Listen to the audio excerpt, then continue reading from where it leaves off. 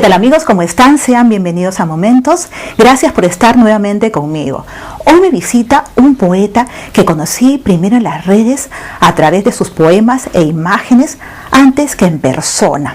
Debo admitir que me sorprendió muchísimo su espíritu revelador, irreverente y desafiante.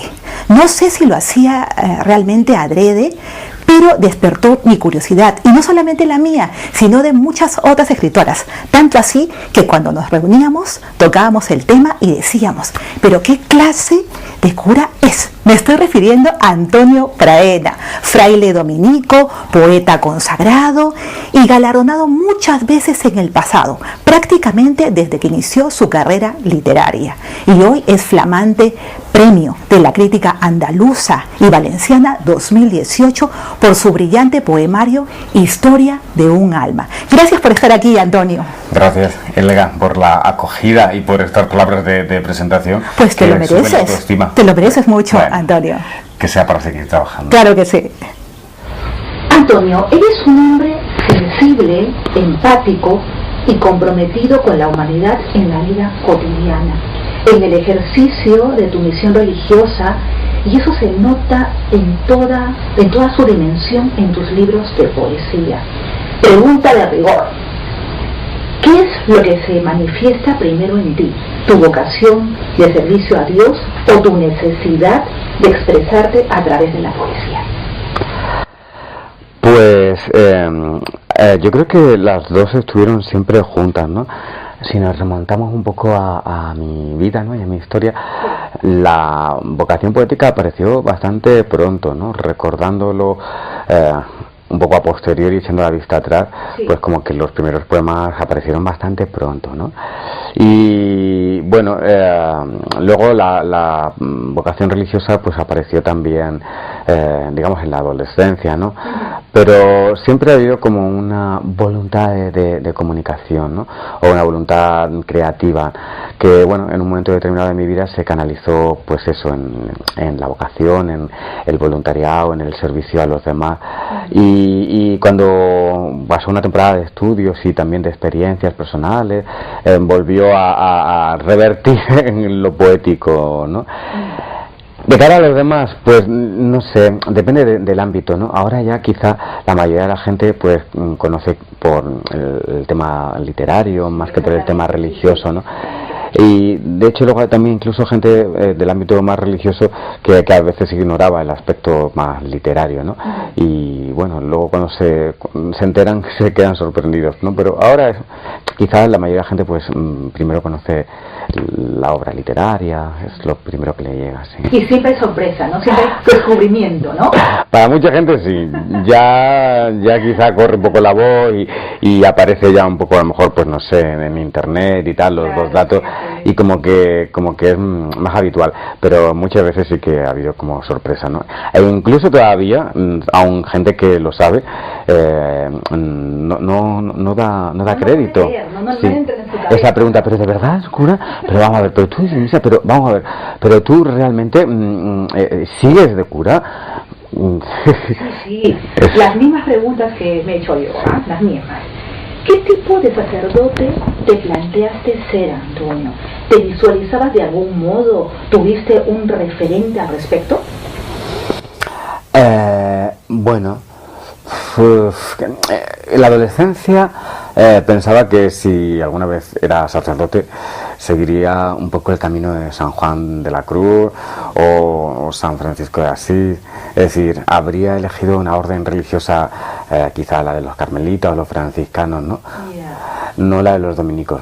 Lo que pasa es que también estaba un poco la llamada, digamos, por el estudio, la docencia, la teología, la llamada intelectual, y eso, sin yo pensarlo ni calcularlo, me llevó a los dominicos, pues por esos rebotes o azares de la vida en los cuales uno ve realmente la providencia, ¿no? Que es la que conduce las decisiones más allá de nosotros. ¿Obedeciste? Lo intenté, Elga. Todavía lo intento porque no creo que es fácil, Eres doctor en teología por la Facultad San Vicente de Ferrer de Valencia, licenciado en teología dogmática por la Universidad Pontificia de Salamanca. ¿No crees que es más efectivo hablar de Dios en la poesía, Antonio? Son lenguajes diferentes, yo creo, Elga, porque se necesita pensar críticamente y con la razón, ¿no? Y eso es un poco lo que la teología tiene que hacer, ¿no? Es decir, muchas veces de construir vivencias religiosas que son más de carácter mítico o irracional o incluso supersticioso, ¿no? Y hacer una presentación del Dios en el que creo lo más seria posible. Yo creo que eso es lo que tiene que realizar la teología, y especialmente en un mundo como el nuestro, tan tendente a la superficialidad o a veces al meramente emotivo, ¿no? Donde se ha perdido mucho el uso de la razón para algunas cosas, ¿no? Y ahí yo me siento muy bien como teólogo. Luego la poesía es un ámbito como más libre, ¿no? A veces la poesía habla de Dios y otras veces no, porque ahí me gusta como no controlar demasiado lo que va viniendo, ¿no? Yo dejo que la inspiración sople, y bueno, pues hay siempre como un aleteo, un aire espiritual, trascendente. Entre dos aguas, estás tú, ¿no? Sí. Es complejo. Pues creo que es mi historia, ¿no? Con lo cual me dejo llevar, ¿no? No te complica mucho la vida con no, pensamientos, ¿no? Incluso yo creo que se armonizan muy bien, porque la poesía necesita también ser pensada, ¿no? Y necesita también de la razón, ¿no? Hay muchas veces pues demasiado emotivismo, una sensibilidad demasiado superficial, ¿no? Y ese cotejo de que la razón vea al poeta, ¿no? Y que la poesía también vea aquello que la razón no puede decir. Yo creo que son ámbitos dos alas necesarias, ¿no? Tu debut en la poesía no pudo ser más exitoso. Con Una Verde fuiste Accesi Premio Iberoamericano Víctor Jara en 2003, y en adelante se repitió e incluso fue a mejor el panorama. Poemas para mi hermana, Accesi Adonais 2006, Actos de Amor, obtuvo el premio José Hierro en 2011, y Yo he querido ser grúa, muchas veces premio Tiflos Visor 2013. Tu poesía va de mano con tu carrera sacerdotal. ¿Se vale de ella para dejar, Antonio, un mensaje de fe, o cada cual tiene su misión y van separadas una de la otra? Van unidas, sí, y se complementan. Yo creo que es necesaria la vía del pensamiento y la vía también del misterio que aletea en la poesía. Se complementan y se refuerzan mutuamente incluso. ¿Has logrado ese equilibrio?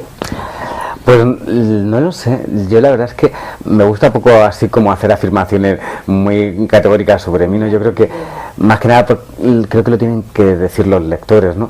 Y bueno, pues si me atengo a eso, cuando a lo mejor ves en alguna reseña o en algún perfil que aparece hay un aire místico, ¿no? Exacto, sí. Por un lado me alegra, porque no es algo que yo pretenda, ¿no? Sino que si lo hay realmente es porque, bueno, pues porque está ahí, ¿no? Y queda plasmado. Que lo sientes así. Sí, ¿no? Yo creo que se trasluce sin pretenderlo, ¿no? Si pretendieras hacer una poesía mística por hacer ese tipo de obra y tal, yo creo que habría algo un poco impostado, ¿no? Un poco artificial que se acabaría notando. Hay que seguir el curso, es una especie de obediencia, como tú has dicho, ¿no? La inspiración es una especie de obediencia, ¿no? Y obediencia viene de audire, escuchar, una escucha, ¿no? Escuchar y dejarte conducir por esa voz, y ella te va conduciendo en cada libro por un camino diferente. Se trata un poco de dejarse conducir. Se acaba de publicar una antología de tu obra hasta 2013 traducida al italiano, Tra cielo e terra, a cargo de Alessio Brandolini. ¿Imaginaste tal interés en tu obra? ¿Deseaste el éxito, Antonio? Pues ayer mismo hablaba de eso. Yo creo que es legítimo e incluso bueno que un autor quiera darse a conocer, por una razón muy sencilla. Porque la literatura y la poesía tienen un afán comunicativo, como actos del lenguaje no están completos o plenos sin el lector, sin el otro, ¿no? Forman parte el lector, los otros forman parte de la literatura, y por lo tanto hay una necesidad de comunicación, y esa comunicación busca a los otros y busca entablar un diálogo, y cuanto más llegue pues mejor, ¿no? Lo que pasa es que yo creo que la fama no hay que buscarla, o el reconocimiento no hay que buscarlo, y estamos viendo últimamente quizá un poco las consecuencias, ¿no?, que tiene el buscarlo, ¿no? Esa proliferación de poesía fácil, en la que hay editoriales que nunca habían publicado poesía y que ahora se han dado cuenta de que hay gente joven que tiene miles de seguidores en Instagram, en YouTube, en redes, y entonces les publican un libro con la única finalidad de vender mucho, pero sin interés ninguno por la calidad, ¿no? Y te encuentras gente joven que se da cuenta que la poesía es como fácil, son unos cuantos versitos, es algo cortito, no tienes que hacer una novela, no tienes que estudiar danza, no tienes que pasarte años y años en un conservatorio, bueno, unos versitos, una inspiración, una cosa bonita, vamos a la hojita, la rosa, y dices, ya poesía, me voy a hacer famoso y voy a vender no sé cuántos libros, ¿no? Entonces esa necesidad de fama rápida va en detrimento, ¿no? Claro, desesperada, va en detrimento de la calidad poética, y también se vuelve contra las personas, porque pues son flores de un día, ¿no? Y no queda nada, y a veces pues están en manos de lo meramente mediático, es algo que se olvida y que puede dejar también mucho vacío, porque cuando la persona busca simplemente la fama por la fama, como vemos en muchos programas de televisión mediáticos que son horribles, ¿no? Famoso por no hacer nada, o por irte a una playa y estar todo el día en bañador criticando a alguien, o despellejando cotilleando de la vida o montando un numerito en el plató y para llamar la atención. Ese vacío yo creo que trae consecuencias muy negativas para la misma persona, ¿no? Para su alma, para su interior, que no se cultiva, no lee, y que vive simplemente pues de lo mediático, y además son instrumentos en manos de unas masas, un sistema que los va a dejar tirados inmediatamente, y se van a quedar sin otra cosa porque no tienen dentro nada más. Como juguete roto. Como juguete roto, sí. En tiempos que corren, ¿es más sencillo predicar la palabra de Dios o ser poeta? ¿A qué desafíos comunes tienen que enfrentar en la vida diaria de cara a la gente? A mí ser poeta me resulta fácil en el sentido de que, bueno, hasta ahora es algo que ha ido viniendo, ¿no? Yo creo en la inspiración, no como un fenómeno extraño, raro, sino como una manera de estar en el mundo, de inspirar, empaparte de lo que nos rodea, ¿no? Y luego comunicarlo, ¿no? A mí me ha resultado fácil, quizá pues porque, no sé, porque está ahí esa llamada, y a otros les puede resultar fácil pues ser un músico, ser un futbolista, ¿no? A mí me resulta fácil. Y predicar la palabra es difícil, porque al menos como dominico te tienes que formar mucho. Yo creo que no se trata de decir cualquier cosa, ninguna banalidad, ninguna estupidez. Dios es algo muy serio, el Evangelio es algo muy serio, y entonces requiere una formación, ¿no? Yo creo que con la necesidad de sentido, de trascendencia que el ser humano tiene, no se puede jugar. No se puede jugar a decir cositas bonitas, ni con lo sagrado se puede jugar, es muy serio, ¿no? Entonces se requiere, al menos los dominicos así lo intentamos, muchos años de formación, mucho espíritu crítico, pues para que no te encuentres muchas veces lo que hemos visto en la iglesia, ¿no?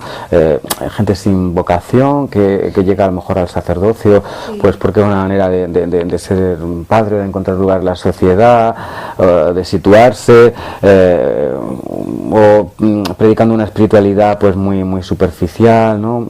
Yo creo que es difícil si te lo tomas en serio, creo. Sí. Te desempeñas como profesor en la Facultad de Teología de Valencia, en la que complementas tu investigación con cursos sobre la relación entre teología, cine, poesía y arte contemporáneos. ¿Cuáles son tus planteamientos? ¿Qué quieres demostrar? ¿Hacia dónde enfilan tus objetivos, Antonio? Bueno, pues no me he marcado unos objetivos, ¿no? Yo creo que ha ido llegando pues según la vida, ¿no? La vida de estudio me atraía, la docencia, se me daba bien, ¿no? Y bueno, pues yo creo que la mano de Dios te va conduciendo en ese sentido, ¿no? Y bueno, tras mis estudios me ofrecieron continuar dando clase, me especialicé para tomar una asignatura concreta que a la vez pues me gustaba, ¿no? Y un poco, quizás sin pensarlo, la vida te va llevando ahí, ¿no? Objetivo mío, pues sí que buscar la verdad y decirla de una manera clara, profunda y que dé luz y que dé sentido al ser humano, a las mujeres y a los hombres de nuestro tiempo. Sí. Ese es mi objetivo. Aparte de eso, pues poco más, ¿no? Otro objetivo, claro, si ya que lo pregunta, si quiere, es que hoy en día hay una escisión, una ruptura entre el mundo de la cultura y el mundo de la teología, el mundo de la fe. Yo creo que la Iglesia, sin generalizar, pero en muchos momentos ha caminado por unos derroteros más pietistas, sí. Se ha refugiado a veces en sus sacristías, en sus mundos propios, y se ha alejado del mundo del pensamiento, del arte, de la cultura, se ha atrincherado. Cuando era frecuente antes que dramaturgos, escritores, poetas, artistas trabajaran en este ámbito, ahora ya no. Y mi finalidad es un poco el diálogo fe-cultura. También eres, Antonio, profesor en Domuni Université, Pontifical University of St. Thomas Aquinas, Roma, y del Instituto Superior de Ciencias Religiosas de Valencia. ¿De qué temas te gusta debatir con tus alumnos? ¿Te ponen contra las cuerdas con sus preguntas? Bueno, lo de Domuni University suena ahí como muy rimbombante, pero simplemente es una universidad online, una universidad por internet en la cual pues cuelgas los temas y luego corriges los exámenes y luego pues hay también una especie de foro para atender dudas de alumnos, pero eso online y no tiene más misterio, ¿no? Queda así como muy impresionante, pero hay que rebajar las palabras tan solemnes que aparecen ahí en los currículos. Y lo de la escuela, el Instituto Superior de Ciencias Religiosas, bueno, pues es un instituto adjunto a la Facultad de Teología, pertenece a la misma Facultad de Teología y es más o menos la misma dimensión que tiene la facultad, ¿no? Solo que con un nivel quizá un poco más divulgativo, porque la gente que se matricula, pues es gente que a lo mejor hace asignatura suelta o simplemente quiere obtener el grado sin ir al posgrado ni al máster, ¿no? Pues para dar clases de religión o para terminar de formarse como persona, ¿no? Entonces hay un nivel muy ameno de diálogo. La gente que acude va porque realmente quiere formarse, quiere saber, ¿no? La Facultad de Teología, pues a veces los alumnos tienen que hacer todas las asignaturas y no todas les gustan igual, ¿no? Tienen que seguir el programa, es más exigente y a veces, bueno, no hay la misma motivación. Pero en el Instituto de Ciencias Religiosas hay mucha motivación porque quien va se matricula por un verdadero interés, incluso haciendo sacrificios enormes de terminar su trabajo, terminar sus clases en otro lugar y venir aquí. Entonces, es muy interesante y sí que se entabla un diálogo, ¿no? Pero fíjate lo curioso, Elga, hay gente que acude y lo que tiene es quizá una fe demasiado mítica, ¿no? O demasiado crédula. Y contrariamente a lo que parece, la teología lo que comienza haciendo es deconstruyendo mitos, ¿no? Y cogiendo muchas veces, tomando relatos bíblicos y yendo al fondo de la cuestión, ¿no? Claro, cuestionándolos y decir, bueno, pues ya sabemos que Adán y Eva es una forma de hablar del origen del ser humano, que Dios no creó el mundo en 7 días, así, y que, bueno, pues la experiencia de Moisés en Egipto, pues posiblemente tampoco ocurrió de esta manera, pero el mensaje lo que se quiere decir es otra cosa, ¿no? Y esto es lo importante, ¿no? Entonces a veces la gente queda un poco como desangelada, ¿no? En vez de cuestionar de una manera, digamos, vehemente lo religioso, ir contra lo religioso, al contrario, lo que va es con una fe a veces demasiado cándida, ¿no? Y hay que un poco racionalizar todo esto, ¿no? Y eso a veces desangela a la gente, pero es muy interesante porque luego ellos mismos ya, una vez que has prendido la mecha del pensamiento, ellos ya mismos van llevándose a otras preguntas acerca pues de Dios, de Jesús, del Evangelio, de la moral, ¿no? Y se trata un poco de eso, de que utilicen ese don que nos ha dado Dios, que es la razón, para pensar las cuestiones religiosas y para no vivirlas de una manera irracional, que a lo que conduce es al fundamentalismo. Yo creo que la teología cristiana y católica tiene que ayudar a que la experiencia del Dios cristiano no sea una experiencia fundamentalista, sino una experiencia que realmente dignifica a la persona y contribuye a mejorar este mundo y a traer aquí el reino de Dios, que es un reino de justicia, de paz, y para eso se necesita emplear la razón y también la cultura, entablar un diálogo con pensadores, filósofos que a lo mejor han negado a Dios o que tienen otro planteamiento de lo religioso y con los que hay que entablar un diálogo filosófico, racional, que hay que hacerlo en la facultad. A pie juntillas, sino también desentrañar las metáforas, ¿no es cierto? Claro, ir al fondo, ir al sentido, el pietismo fácil, o la fe del carbonero, bueno, pues muchas veces no es útil para la vida, ni Dios la quiere. Dios quiere que la persona ejerza sus facultades racionales y no quiere ciegos, digamos, borreguitos. No. Publicaste un artículo titulado El silencio de Dios. Y Saramago dijo una vez: Dios es el silencio del universo y el ser humano el grito que da sentido a ese silencio. ¿Dónde escuchar la voz de Dios, o por lo menos cómo interpretar ese mutismo a modo de consuelo, Antonio? Pues el tema del silencio de Dios, bueno, fue uno de mis primeros artículos hace ya mucho tiempo. Yo los releo y me da un poco de vergüenza, ¿no? Y fue un artículo que nació de lo que en aquel momento era la síntesis de bachiller, que hoy correspondería al TFG, al trabajo fin de grado. Es un trabajo de síntesis, ¿no? Cogí ese tema del silencio de Dios porque me había inquietado siempre, bueno, pues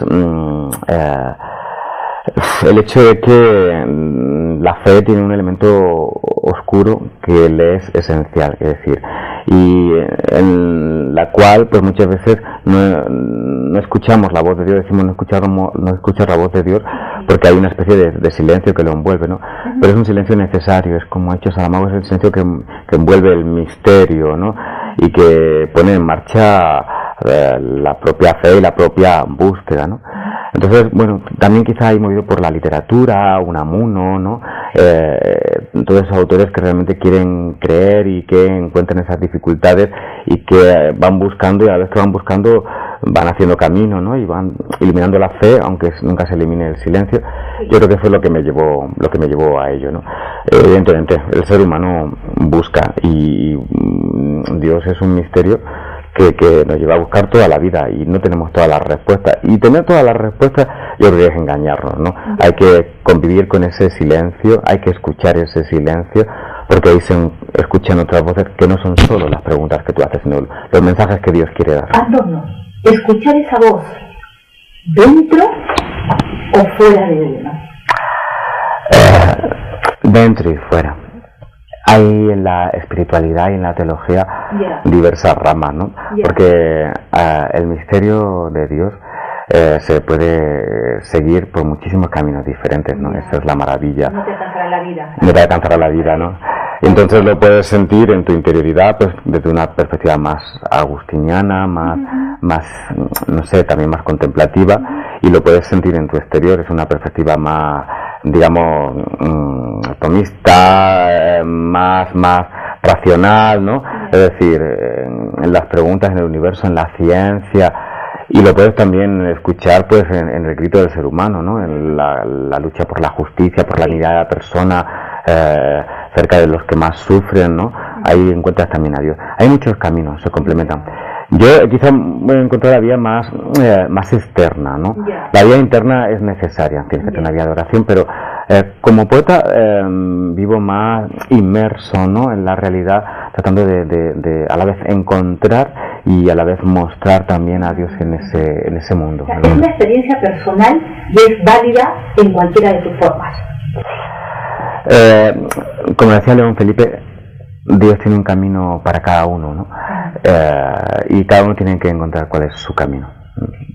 En cierta ocasión entrevisté al famoso padre Pablo, que saltó de las misas televisadas de los domingos a tener un programa de entrevistas propio en un canal importante y en la radio con un espacio de música de corte romántico.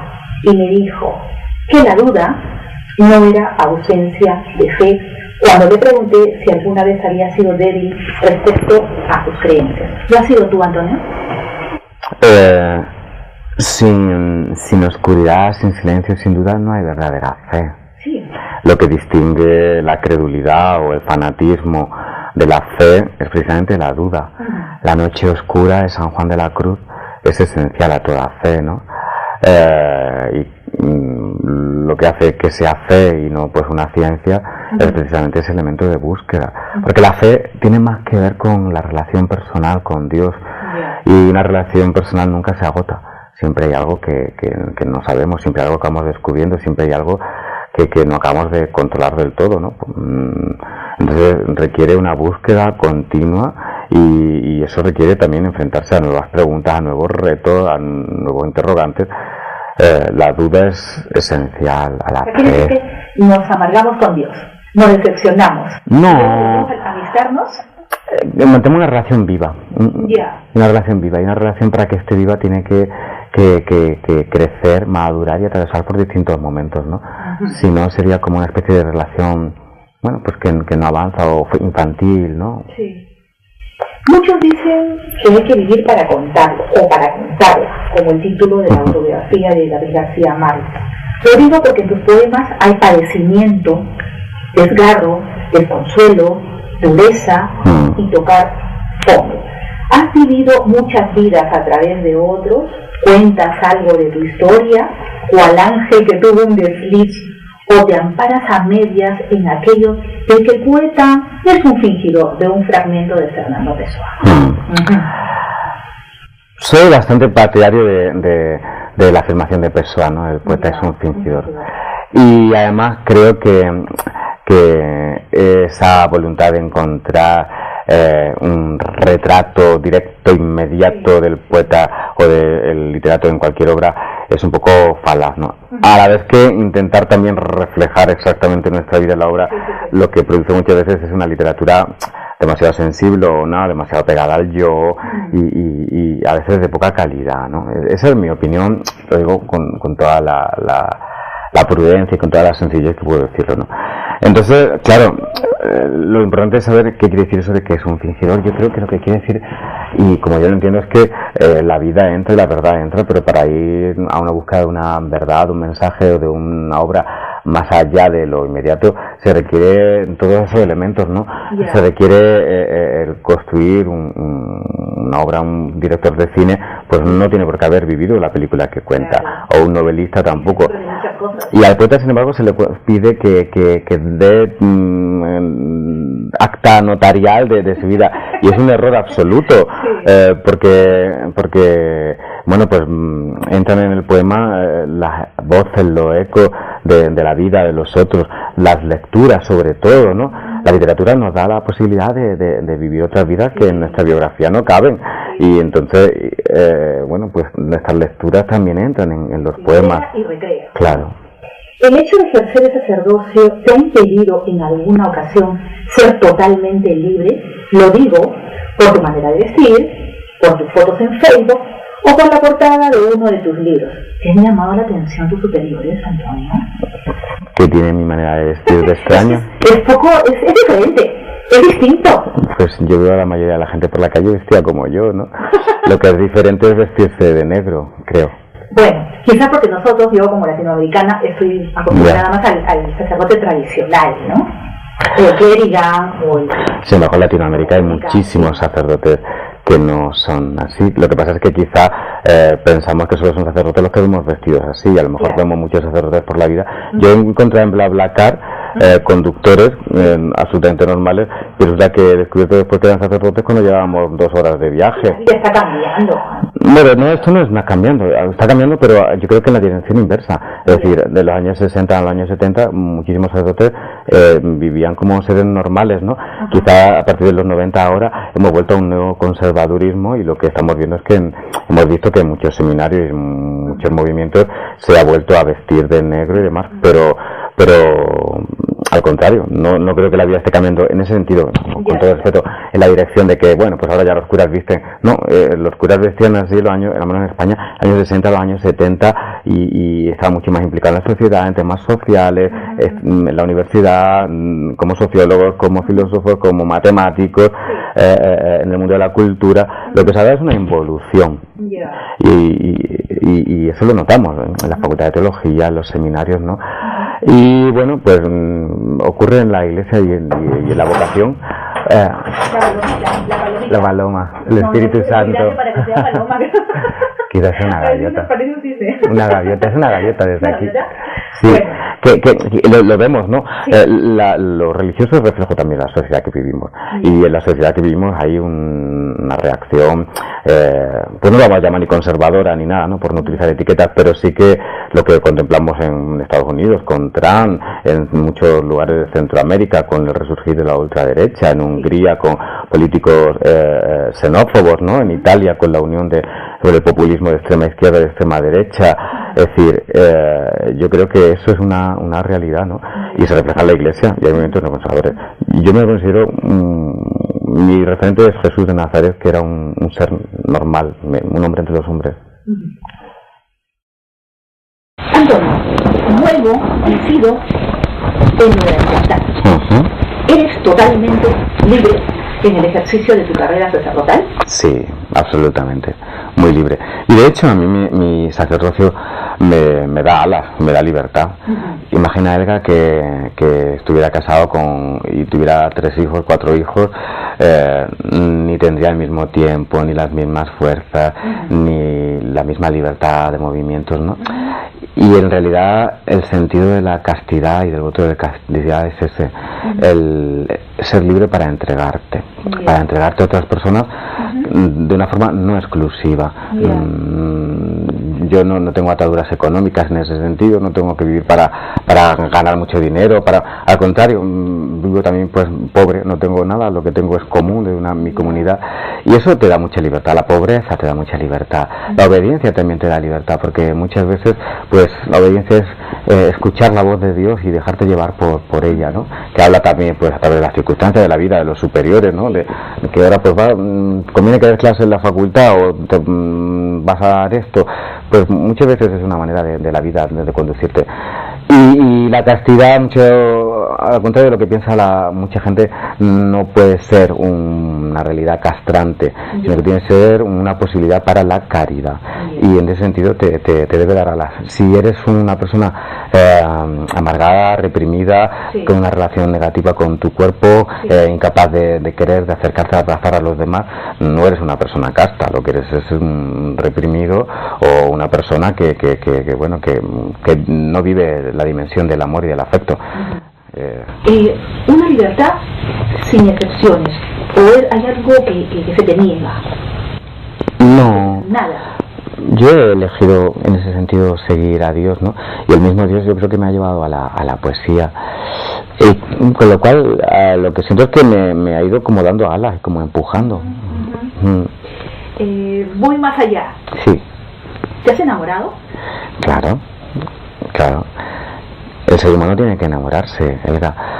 Bueno, no lo vamos a decir como un imperativo, pero ¿cómo podemos hablar de amor? La máxima definición que nos da el Nuevo Testamento en las epístolas de San Juan es que Dios es amor.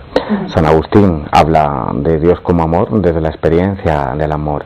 ¿Cómo podemos hablar de Dios amor? ¿Cómo podemos hablar del perdón? ¿Cómo podemos hacer una homilía, un sermón a una pareja que se casa, un cursillo prematrimonial, sin tener ni idea de lo que es querer? Es una experiencia necesaria, además una experiencia que viene de Dios y que nos acerca a Él, si realmente nos dejamos tocar. Del amor paso al odio a raíz de un artículo que has publicado, El derecho a odiar. Sí. Has dicho que uno puede tener ese sentimiento, esa emoción, pero no manifestarla. No, sí, lo que viene es un titular para llamar la atención, porque la primera frase del artículo es, pues no le reconozco ningún derecho al odio, o algo así. Es simplemente una forma periodística, ¿no? de suscitar la atención y de crear expectativa, ¿no? Para hacer pensar también, ¿no? Y para atraer, pero evidentemente. Y el artículo viene a hablar de lo que hemos dicho antes, ¿no? De esos programas de reality en donde ponen el vídeo de las dos reinas 50.000 veces y se pasan una semana unas señoras ahí que no tienen ninguna formación y que tienen vida de otro, odiando, se odia mucho. Eso de los haters, ¿no? Dicen, no eres famoso porque no tienes haters. Cuando entra alguien y suelta ahí en el anonimato o sin el anonimato unas parrafadas, un odio, bueno, me parece horrible, ¿no? Porque no tenga cada uno derecho a expresar lo que siente, sino porque convierte eso en un espectáculo, porque eso le impide muchas veces pensar con serenidad, con calma, y se incita muchas veces a la acción, porque se crean animadversión contra personas de cuya vida realmente no sabemos nada, se impide dialogar sobre las ideas y se crea un contexto de enemistad hacia la persona. Eso no puede ser, y lo malo es que haya medios de comunicación que viven de eso, porque saben que es rentable, porque saben que hay muchas personas con una vida frustrada o vacía, o sin amor, sin afecto, sin esperanza, sin trabajo, sentadas en su casa todo el día viendo esa telebasura y consumiendo televisión, y entonces esas cadenas de televisión me parecen de lo más horrible, ¿no? Y era el artículo que venía por eso, ¿no? Por Historia de un alma, piso 2017, ha recibido el premio Jaime Gil de Viedma y el premio de la crítica andaluza 2018 y el premio de la crítica valenciana también 2010. Volvemos a lo mismo. Muchos pueden creer que se trata de tu vida, sin embargo puede tratarse de la vida de cualquiera en plena destrucción y caída. Te metiste en el papel, lo interpretaste a fondo. ¿En quién te inspiraste o cómo se gestó la idea, Antonio? Uy, me gusta tu pregunta, porque pues mira, la idea se gestó muy pronto, y con todo lo que el libro ha vivido, que yo creo que ha desbordado un poco las expectativas, ¿no? Pues he tenido que pensar un poco sobre él, más de lo que yo pensaba, más de lo que yo quería, ¿no? Y me he dado cuenta de que en el fondo el germen del libro estaba en mi adolescencia. ¿Por qué? Una anécdota muy curiosa. Cuando yo era adolescente, mis padres me enviaban algún verano a Madrid, en donde tenía un tío que ha fallecido pues a finales del año pasado, en diciembre del 17, que trabajaba en Madrid como portero de una finca de lujo, de una finca de aristócratas y tal. Allí había ex embajadores, bueno, varones en el barrio de Salamanca y tal. Él era el portero, Y recuerdo que, bueno, pues yo iba allí, mis padres querían que, bueno, eso fuese a ver museo, a un poco a darme un horizonte cultural, ¿no? Que era muy importante para ellos. Y bueno, pues en la calle donde vivía mi tío, donde estaba esta finca, zona lujosa, barrio Salamanca, a partir de los viernes por la noche comenzaban a pasar coches de alta gama, con cristales ahumados, con chofer, con sillones de piel, con personajes, bueno, con notabilísimos, ¿no? A cargar, valga la expresión que es tan negativa, prostitutas de lujo, y además en una calle especializada como en travesti. Y estaba hablando de la zona rica, ¿no? Que los viernes a esa hora, hablo de los años 90. Entonces mi cuestión fue: ¿quién son estos hombres, estos personajes? Tienen pinta de políticos, empresarios, no sé. Fue como, ahora me doy cuenta, un poco la pérdida de la inocencia, ¿no? El darte cuenta de que en el mundo, en la realidad, no todo es lo que parece, ¿no? Luego, con el paso del tiempo y con toda la crisis económica, con todo lo que hemos conociendo, ¿no? Pues políticos, empresarios, toreros, futbolistas, con escándalos de todo tipo, ¿no? Corrupción. Me he dado cuenta de que hay un submundo debajo del mundo, ¿no? También en mi época de trabajo como voluntario en la cárcel, pues conocí mucho tipo de estas historias, ¿no? Dobles vidas, también en mi acercamiento a personas, pues no digo en el confesionario, pero sí a veces con matrimonios o en el tú a tú con personas que vienen a hablar, pues te das cuenta de que hay una zona del mundo que es muy invisible, ¿no? Entonces eso fue el detonante, esa realidad que de alguna manera iba cobrando, como formando historietas, pequeñas historias, ¿no? Y esas historias iban formando como un libro que es una especie como de retablo de la posmodernidad. Me doy cuenta luego que filosóficamente eso tenía que ver con el hombre líquido del que nos hablaba Aumann, con el fin de la historia del que hablaba Nietzsche, con el fin de los valores, con la caída de los ideales de la modernidad, la caída de la fe del cristianismo, de las grandes religiones, y que lo que quedaba pues era ese tipo de almas perdidas, sin brújula, sin norte, ¿no? Y que eso tenía mucho que ver con el mundo que vivíamos, ¿no? No lo fui buscando, no lo fui teniendo claro desde el principio, pero se iba articulando poco a poco él mismo, según el libro avanzaba, iba marcando su camino, ¿no? Y esa es la realidad, ¿no?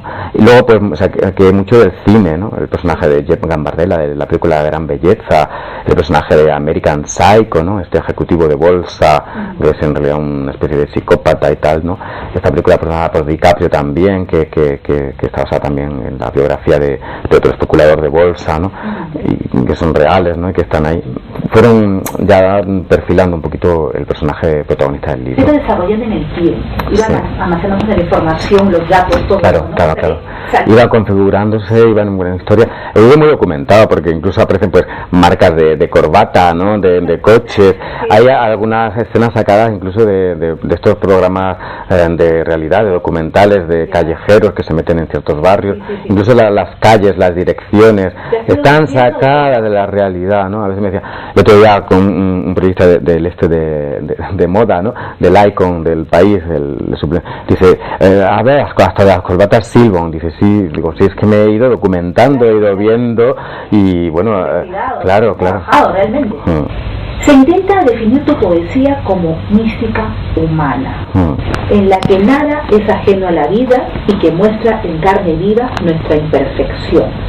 ¿Cuáles son tus impresiones, Antonio? ¿Qué sacas en claro de todos estos comentarios, no?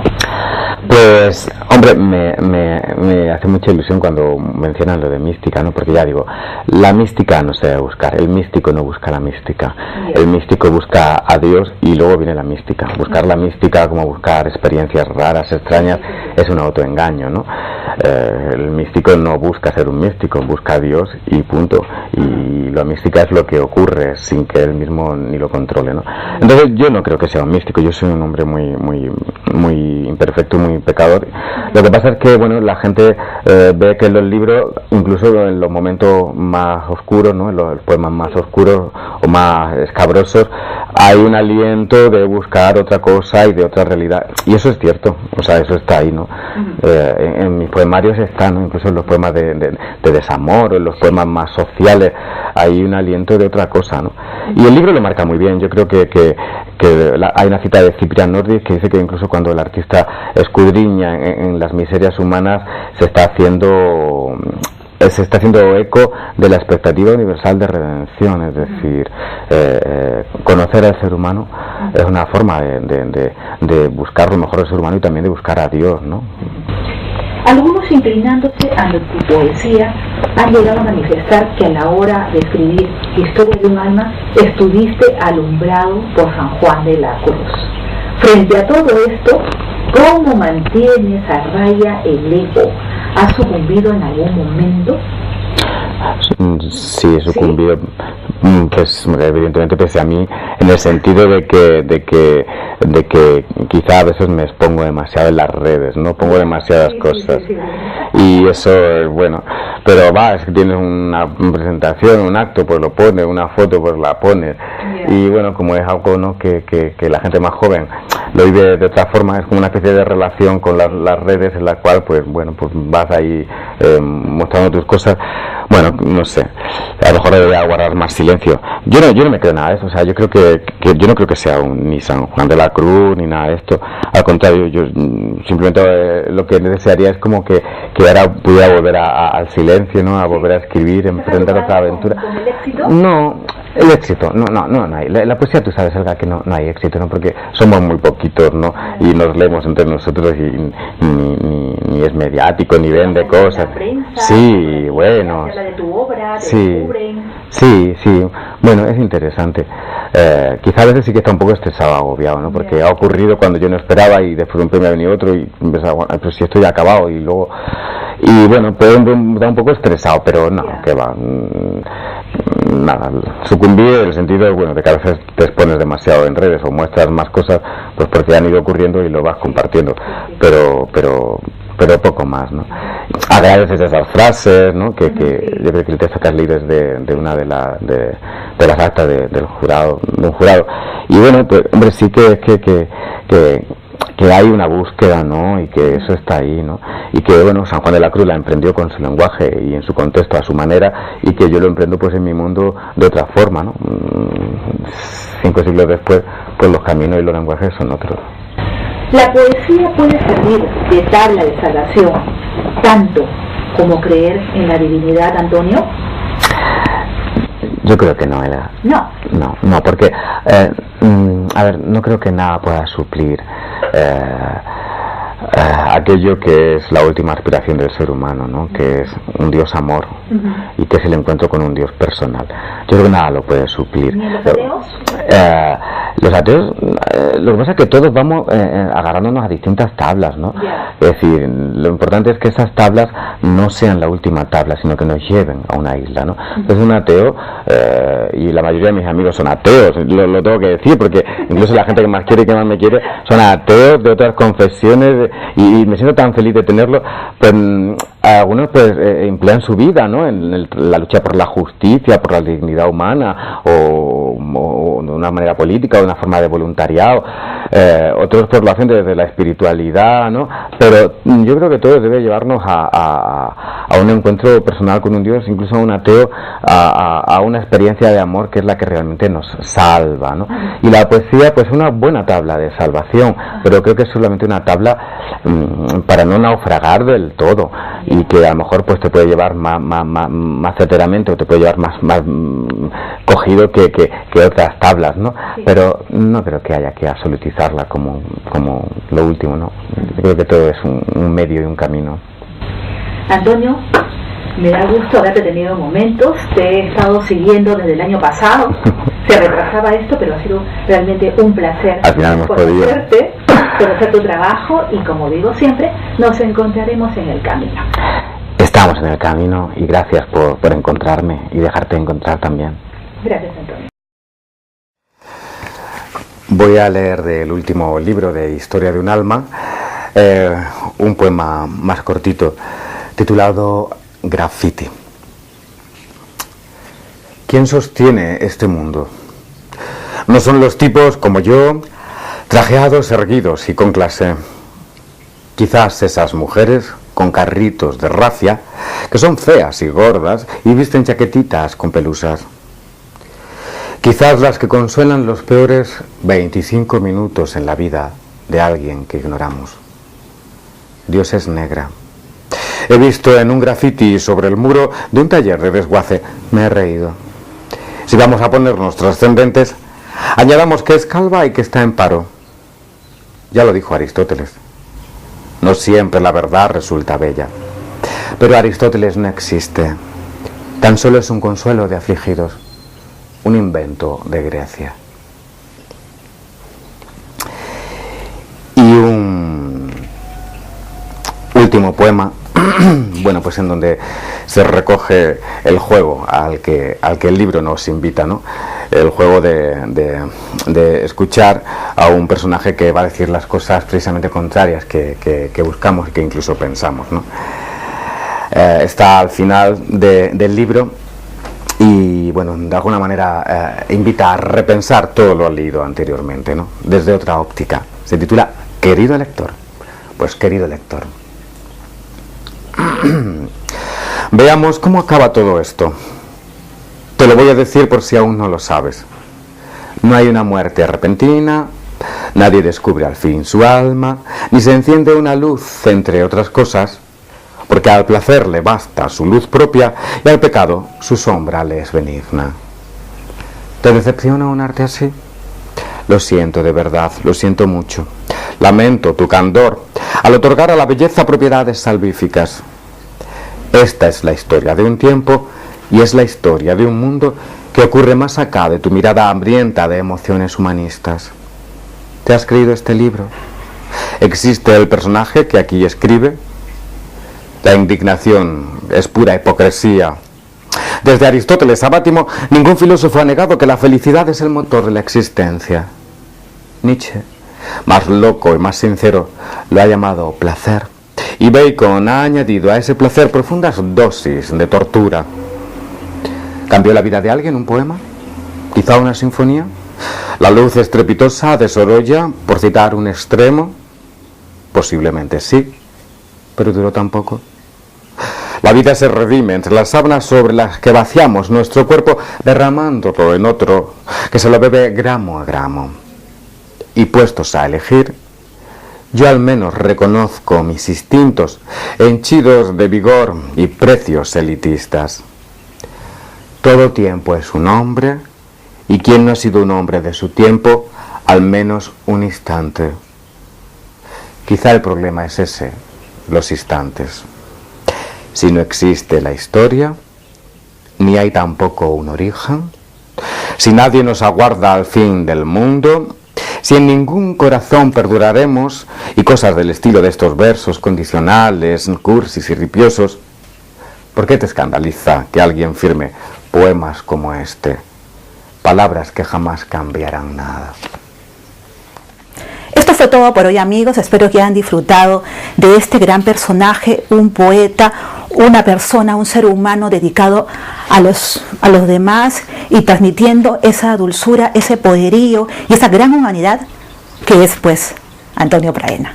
Soy Elga Reategui. Nos vemos pronto.